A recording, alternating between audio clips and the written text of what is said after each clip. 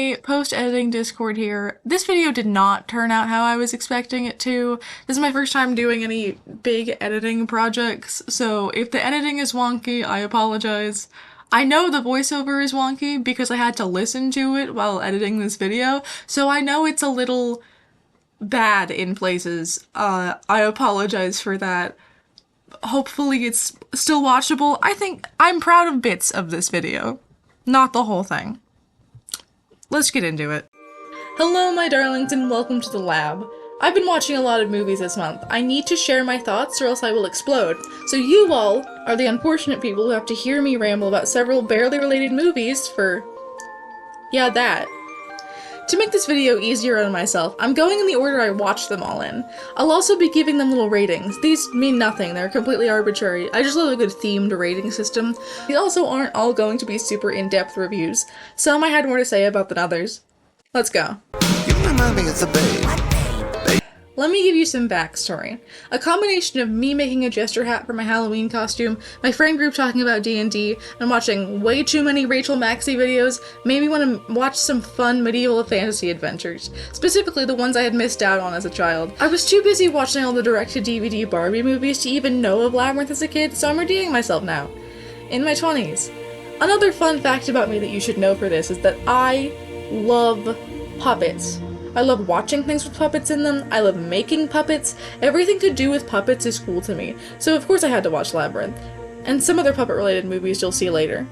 If you haven't seen Labyrinth, which is highly unlikely, I highly recommend that you do, especially if you love puppets, fantasy movies, or just David Bowie in general, because there is so much David Bowie in this movie. The music is iconic for a reason. Personally, I love the puppetry in this movie. There are so many puppets. Like, seriously, most of the characters are puppets, mostly because this was, of course, a Jim Henson movie, and not the only one I'll be talking about today. This honestly is just a love letter to classic fantasy stories. Honestly, the ending with all the creatures having a party in Sarah's room made me tear up. It wasn't my absolute favorite from this month, but it gave me just enough of the fantasy vibes I was looking for. I gave Labyrinth 4 David Bowies out of 5. Marriage is what brings us together. I think I'm going to get killed for this, but I had never seen The Princess Bride until this month. I loved fairy tales as a kid, so I have no excuse for this one. I legitimately have no idea how I managed that. But honestly, I know I would have loved this as a kid. It's a classic for a reason. I may also get killed for this, but while this movie is pretty funny, I feel like I was expecting more from it. I know a lot of people hype it up as one of the best movies of all time. It's referenced all the time, even by me when I didn't know it. But I don't think I connected with all of its humor. That's probably my only complaint, though. It hit the spot like Labyrinth did in terms of vibes. I give The Princess Bride 4 Inigo Montoyas out of 5. But I'm a creep. Going from watching Frankenstein in November to this being the next movie I watched that Guillermo del Toro worked on was kind of jarring. As soon as I heard the needle drop of Decepticon by Le Tigre, I knew this was gonna be a good one. Oh my god, the characters in this one are so fun. I love La Muerte and Xibalba so much, and while I'm not a huge romance fan, this one was so cute. The movie is full of amazing song choices too. Creep by Radiohead is the last song I expected from this movie, and while I associate Can't Help Falling in Love with a lesser movie, it was really cute here. Another thing I loved was the animation. It has such a unique style. Every surface has so much texture. It almost looks like stop motion at some points. The story is pretty predictable, but I don't care at all because it has so much heart and passion poured into it. I give The Book of Life 5 guitars out of 5. You know, I've been pretty positive so far. Let's change that. Oh boy, the second FNAF movie.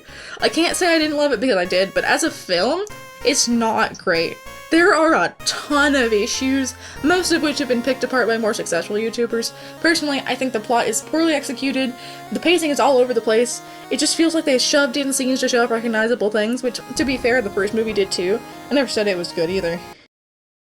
Honestly though, I don't care. I love this stupid movie. It's so dumb and literally just made for FNAF fans, and I am definitely one of those. Like, seriously, look at my collection.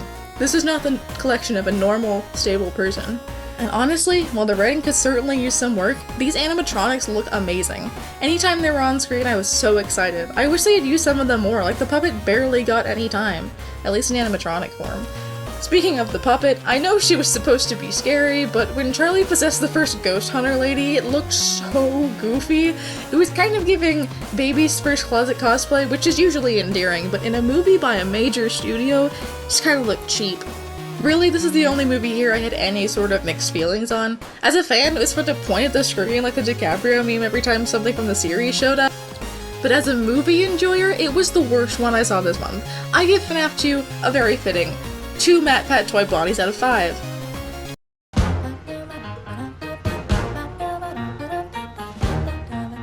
You know how I said I'm not a huge romance fan?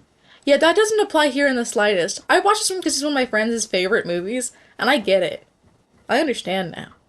La La Land is a genuine masterpiece, and I think if you don't like it, then you just hate musicals. It's the one movie in this video that I don't want to spoil at all, because every one of you should watch it. From the very beginning, I was amazed. I'm so used to modern movie musicals having some thin veneer of irony, like they can't be a musical without pointing out how weird it is. It's a strange phenomenon to me. Someone who loves musicals completely sincerely and has for my whole life. But La La Land is different. It's an incredibly sincere musical, and embraces all of its songs fully and without question, and I love it for that. I was pointing out times while watching it where a lesser movie would have broken the audience's suspension of disbelief with a joke or a cut, but it never does. I know I'm very specifically biased to like this movie because it's about art, and specifically people who create it and the creative process itself. It's about people like me, hopeless romantics with a passion for something that may not become popular, that may be a wasted effort in the end. But also, like me, it's an incredibly hopeful movie. It explores the doubt and failure of being an artist, but never gives into the despair of it. It's also, for exactly half its runtime, a very standard romantic musical, and that part is executed perfectly. Again, this is a very personal one for me, but it takes the romantic story and cuts out all of the filler. The two main leads get together with little to no conflict, and honestly, I love that. It's a really cute love story, and while I won't spoil it, the conflicts do eventually appear, but they feel earned. I'm absolutely in love with La La Land. We need more movies like this. 5 Ryan Goslings out of 5. And it's Michael Caine in a Christmas film, and it's Christmas with Michael Caine. I told you we'd get back to Jim Henson, or rather, the Henson family. This one was directed by Jim's son, Brian, and he does a fantastic job. I love the Muppets, if that wasn't obvious from the puppet interest. Surprisingly, I actually haven't seen that many Muppet movies. I will need to fix that. And to start, I picked a seasonal one. Charles Dickens' A Christmas Carol has been adapted probably thousands of times to varying degrees of success. I've seen some people call this one the best one, and I have to agree. Maybe I'm biased since Gonzo's in this one a lot, and I love Gonzo, but it's such a good movie. It's so cozy, and it perfectly captures the season of Christmas. This one might be a yearly tradition for me. I wish I had more to say about this one, but I mean, it's the Muppets in their prime, of course it's good. You already know it's good, you probably watch it yearly too. 5 cheeses for us Mises out of 5. Sure was a lot of random movies. I don't plan on making this type of video a thing, but I do plan on trying to watch more movies. Leave some in the comments, and while you're at it, slam that like button like some leftover eggnog on New Year's. Drink responsibly. And if you're feeling so generous, subscribe, as I plan on trying to post more in the new year. That's all for now, folks. Hey, this is Doctor's Notes 1 with Discord. This is my first YouTube video, and I'm recording this before I edit it, so if it turns out strange, I don't know. I also haven't listened to my original recording. This is my first time making a whole YouTube video, and I am realizing slowly that I am just as bad at talking on recording as I am in real life. This is without a script, right? The rest of the video with a script. I think I'm just bad at reading scripts. But you know what? I'm not surprised about that.